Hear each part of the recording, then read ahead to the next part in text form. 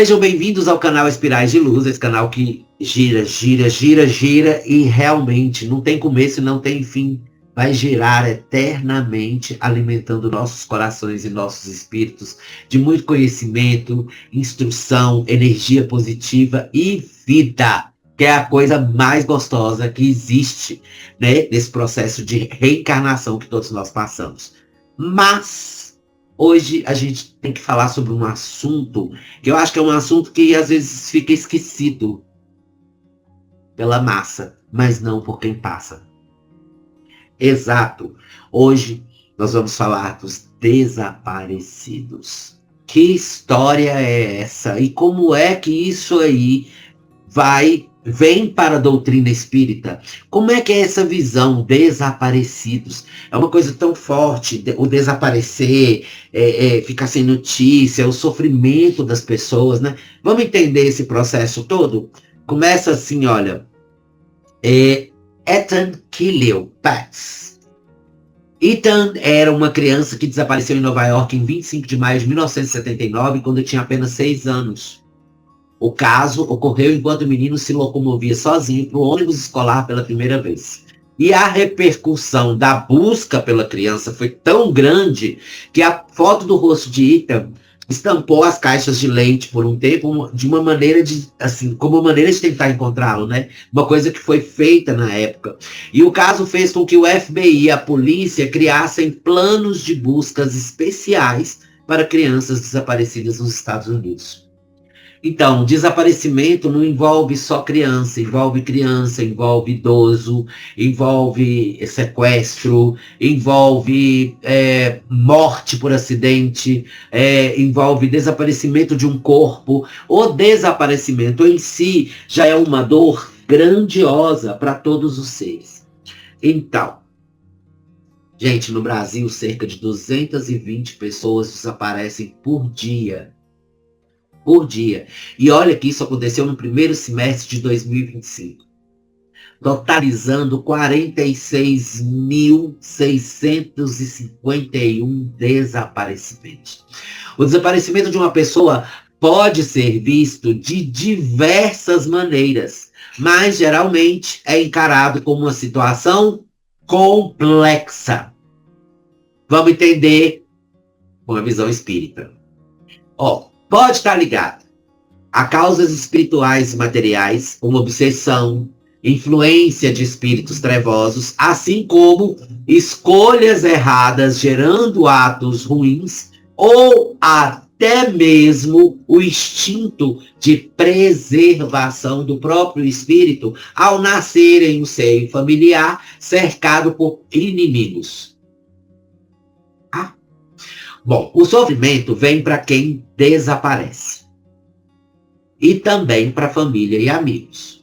Então, nesse sentido, a doutrina sugere que é fundamental manter a fé e a esperança, buscando amparo espiritual, se conectando através da prece, praticando a caridade e o amor ao próximo e agindo para que possa ser resolvido o desaparecimento. Mas uma coisa é certa. A esperança desse reencontro vai ocorrer em algum momento, tanto nesta vida quanto em uma reencarnação futura ou no plano etéreo. Bom, vamos entender primeiro uma parte dessa história e vamos dividir por partes, né? A primeira, há vários motivos para esse acontecimento doloroso. E com certeza, dentro dos parâmetros da justiça divina, justo para o reencarnante. O desaparecido, geralmente, é justiça para ele isso, ou é justo para ele acontecer isso. A pessoa desaparecida pode estar sob a influência de espíritos obsessores, que vão afastar ele de sua família, de seu projeto de vida, estimulando nele fraquezas, impulsionando sua vontade para praticá-las assiduamente. E isso gera o quê? Vício. Olha, depois disso que ele faz, basta o espírito sugerir uma saída para atordoar os sentidos do seu obsidiado. Pode caminhar sem saber para onde está indo.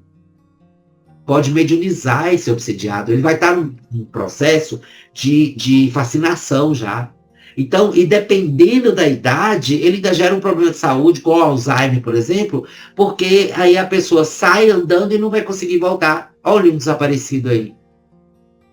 Quer ver um outro desaparecido? Aquele que está num casamento tóxico e começa a se envolver com droga. De repente, ele decide que não quer mais aquele casamento tóxico, mas ele foi para o caminho errado. Então, ele foge de casa. E ele foge de casa e ele é dado como desaparecido. Mas ele vai estar sempre numa rua, em alguma cidade, ali, como morador de rua, usando aquela droga. Gente, a pessoa pode acabar decidindo fugir, sem deixar vestígios consciente ou inconscientemente. Por efeito de substâncias que causam esse delírio, sim, influenciando na percepção da realidade que está ao seu redor, por passar por estágios e estágios de violência doméstica, por estar sendo injustiçado de alguma forma ou se sentir injustiçado a ponto de querer fugir. Olha, não adianta, porque depois do sofrimento dessa separação, se houver o desencarne, o espírito vai ficar desorientado devido ao uso dessas drogas, alcoolismo, problemas mentais e até mesmo apego a bens materiais e pessoas que ficaram na Terra. Mas isso pode ocorrer de um modo voluntário também. Então, nós temos o primeiro caso, que é aquele caso de fugiu, decidiu, saiu por influência ou não. Mas pode ocorrer de um modo voluntário, devido a conflitos, acidental, né, devido à falta de contato com o plano espiritual também.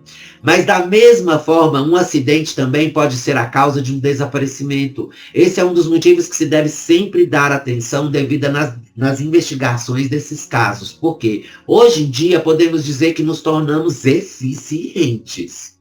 A tecnologia, as regras, né, mudaram, os procedimentos de procura, de atenção para esse tipo de caso, são todos melhores. Hoje em dia você tem equipamento que consegue fazer um raio-x da terra, ou seja, identificar se existem ossadas ali enterradas.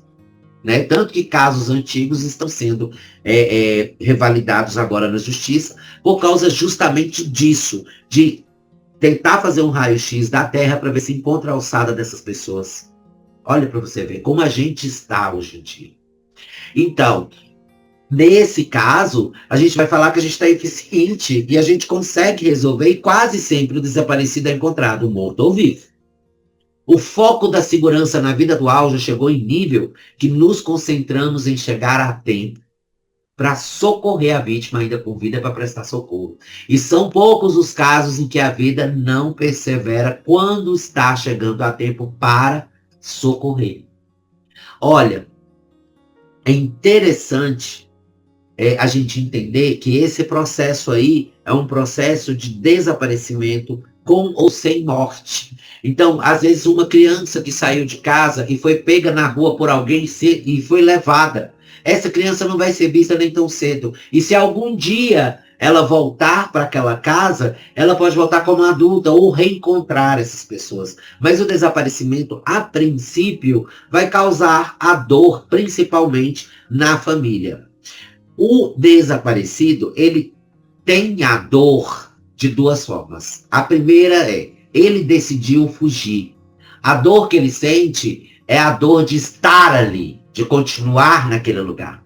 Então, quando ele sai fora, quem vai sentir a dor vai ser a família, mas ele vai sentir alívio. Agora, aquele que sumiu, desapareceu, por um motivo de tristeza muito grande, ele continua sofrendo essa separação, essa dor e a família junto.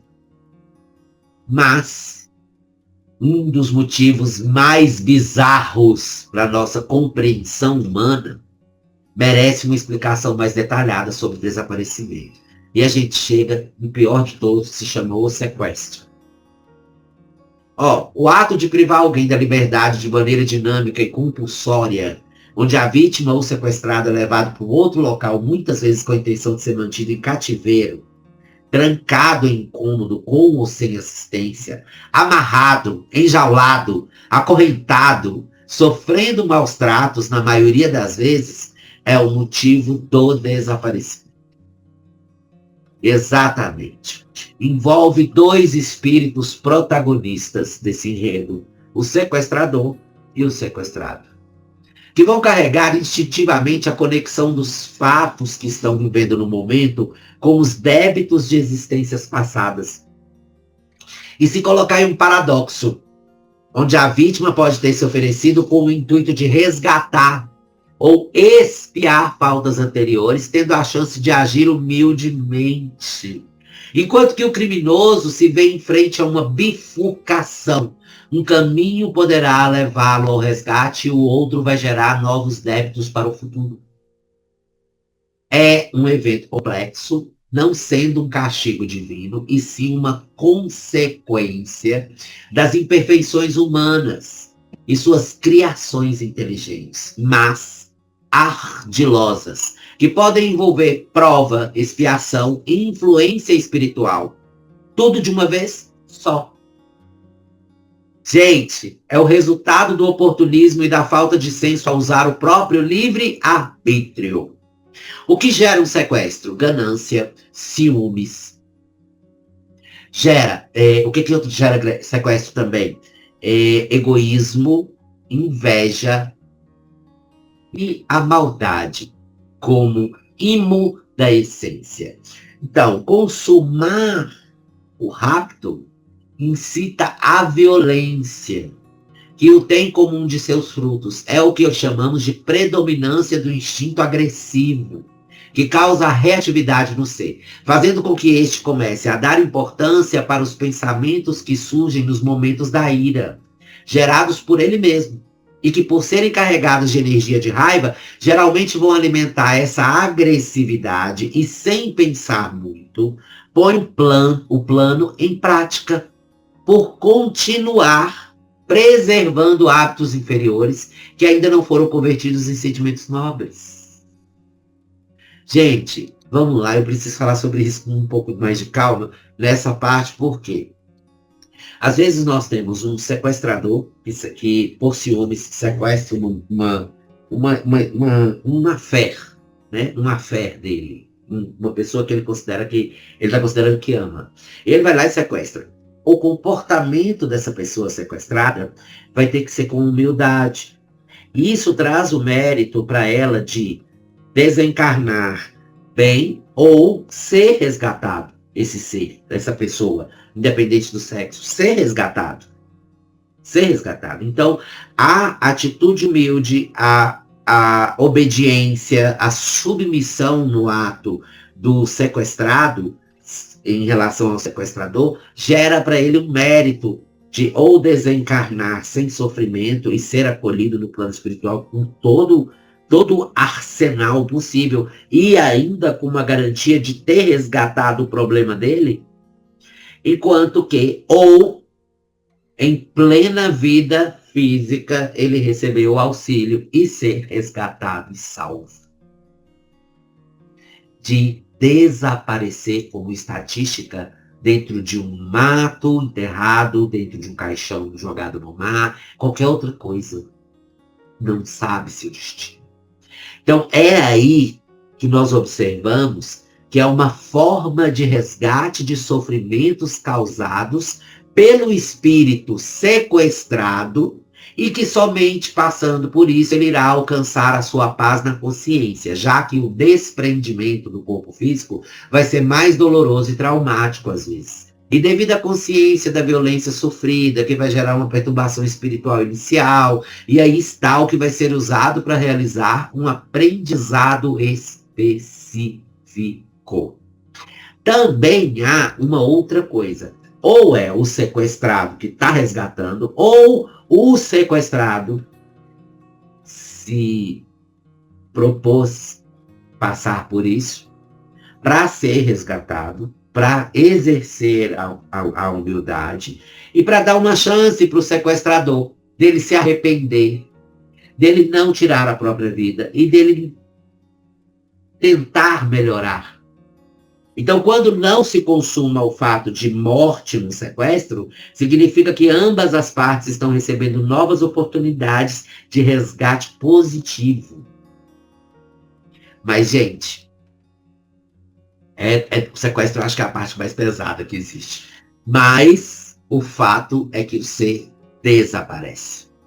E além de todo esse conjunto de situações, sequestro, decisões, obsessões, etc., que supostamente explicam o sumiço de alguém, ainda há várias outras suposições que habitam num universo de possibilidades explicativas. Olha, o que não podemos negar é que este espírito, ele está sendo privado de uma coisa chamada liberdade nessa existência. E é sobre isso que devemos atentar. O que o poderia, gente, ter causado nesta reencarnação para este espírito uma expiação com tamanho sofrimento, mesmo estando ele no começo de sua jornada na carne, ou já passado por um tempo nela, sem gerar motivos maiores para tal evento? Pois é. Vamos lá, como instrumento de aprendizado, o desaparecimento, ele serve como ponte para o alívio das nossas marcas, dessa ou de vidas passadas. Então, como a gente já sabe, a vida é feita de um conjunto de interseções. Tá? Então, que vão fazer com que, em um determinado momento, o desaparecido, se tiver mérito e não for esse o seu intento planejado, antes de nascer, ele irá retornar para casa de alguma forma. Ok? Isso confirma a necessidade de se sofrer a separação. Mas a intercessão, ela gera aqui esse ponto de encontro. Esse ponto de encontro aqui é o ponto culminante. Você vê que tem a intercessão, ela gera duas partes, dois caminhos, dois lugares para ir. Se você decide aqui, você vai para lá. Se você decide aqui, você vai para cá. Mas é um ponto de encontro. Isso confirma a necessidade de se sofrer a separação, ter a chance de retornar para valorizar ainda mais o lar seguro e receptivo do qual esteve afastado por tanto tempo. E isso vai acontecer de uma forma ou de outra. Ou acontece na vida física, ou depois do desencarne, ele reencarna com esse grupo familiar novamente. Se não, isso irá passar por todos os processos que geram um amadurecimento espiritual já aceito pelo espírito da vítima. Olha, para o espírita, tá? A tragédia é uma oportunidade de reflexão sobre a necessidade do progresso moral, da solidariedade e do trabalho ativo pela melhoria social. Por quê? Quando isso acontece, chama a atenção de várias pessoas. Chama a atenção das pessoas que estão sofrendo, chama a atenção das autoridades que querem entender o que aconteceu e têm a obrigação de resolver esse problema. Então, instruir, isso é importante para todas as mães presentes nessa reunião e para as que estão assistindo lá no canal Espirais de Luz. Instruir bem o seio familiar sobre os devidos cuidados que a gente deve tomar dentro e fora de casa. Pegar as crianças e dar uma sacudida dela, olha, não pode conversar com estranho, tá? Presta atenção na mamãe, acompanha a mamãe e o papai, fica bem atento, porque isso é buscar a compreensão dos desígnios de Deus, é se alertar, é manter a fé, tá? Por quê? Quando a pessoa desaparece, você tem que procurar Deus, você tem que manter a fé no reencontro. E esse reencontro ele vai acontecer nessa vida ou em próxima. Tá? Recebendo o consolo e a esperança na continuidade da vida no plano espiritual, que irá acontecer em algum momento da eternidade, se for devidamente mantida a fé. Então, o correto é que, mesmo tendo consciência da gravidade de se passar por um desaparecimento, a prática do amor e da caridade vai acontecer naturalmente. Então, por fora do desaparecimento, por fora da dor de quem desapareceu e de quem está na família sentindo a falta, ainda tem uma coisa que gera para essa família esse desaparecimento, às vezes algo que não estava acontecendo. A prática do amor e da caridade. Por quê? Por um lado, todos ao redor dos afetados pelo desaparecimento, oferecendo palavras de conforto e apoio. E do outro, os que estão em aflição, se prendendo à dor, fragilizados e propícios a serem confortados de alguma maneira. Então gera a dor e gera o bálsamo. Gera uma dor que provavelmente não vai ter um bálsamo que vai acalmar realmente, mas gera uma dor, gera uma situação, gera uma interdependência positiva através de uma situação de tristeza, mudando várias relações, unindo aqueles que estavam distantes uns dos outros, promovendo vários resgates ao mesmo tempo. Ou seja, é do lodo que nasce a flor de lótus. É da dor que vem o crescimento e o aprendizado. Além disso, a doutrina, ela nos ensina também, gente, que é possível encontrar o desaparecido de uma forma, digamos, não material. Vamos lá. Livro dos Médiuns, capítulo 25, nos ensina que pela evocação bem intencionada de entes desencarnados, pode se conectar pelas vibrações do pensamento, do amor incondicional e do merecimento conquistado pela ausência de amor possessivo, de revolta, de mágoa e de ressentimentos. Então, a oração sincera, a predisposição para as visitas espirituais nos momentos do sono também são possibilidades que o Pai Maior criou e que podem acontecer desde que obedeçam ao objetivo da evolução moral dos envolvidos. Olha, isso esclarece algo muito importante, uma pergunta. Peraí, se a espiritualidade existe, se nos anos 70 médiums ajudavam a polícia a encontrar desaparecidos, por que isso não continuou? Primeiro, porque a chance de acerto é mínimo. Não deu certo naquela época, eles desistiram desse plano.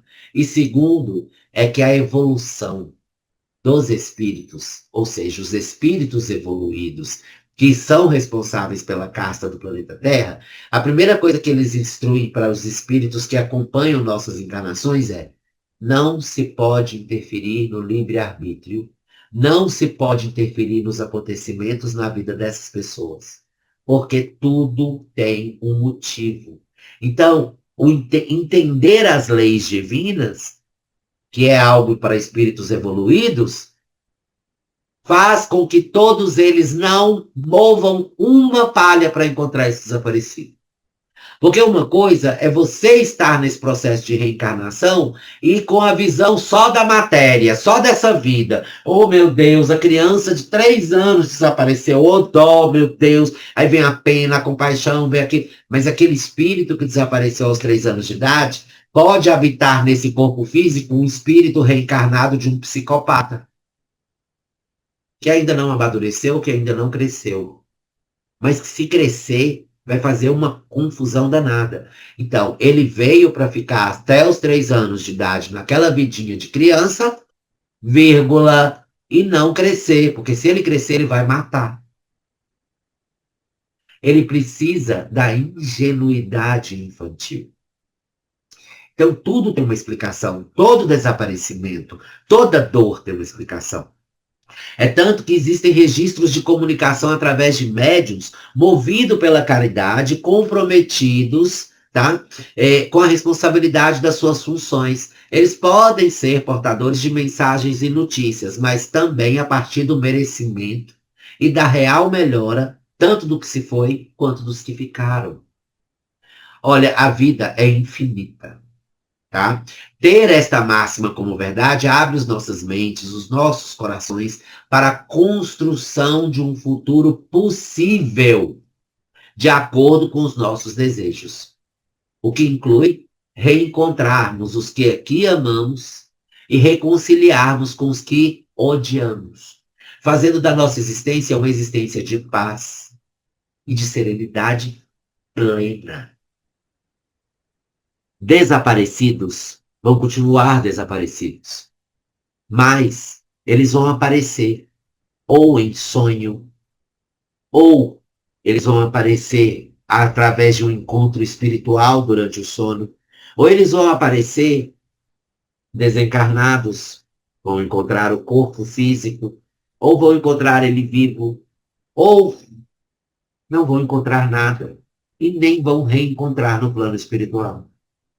Tudo depende do que envolve esse processo de desaparecimento.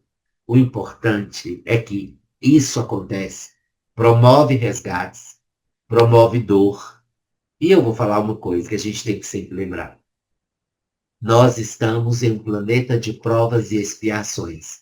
Esse tipo de expiação ou prova vai acontecer, é inerente ao processo de prova e expiação do planeta e é um instrumento para a evolução do indivíduo.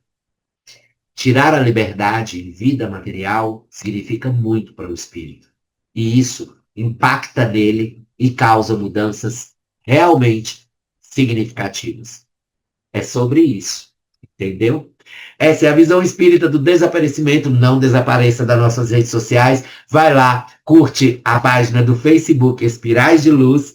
Se inscreva no canal do YouTube, ative o sininho, porque está atualizado. Nem adianta reclamar. A última palestra está lá e essa também vai entrar.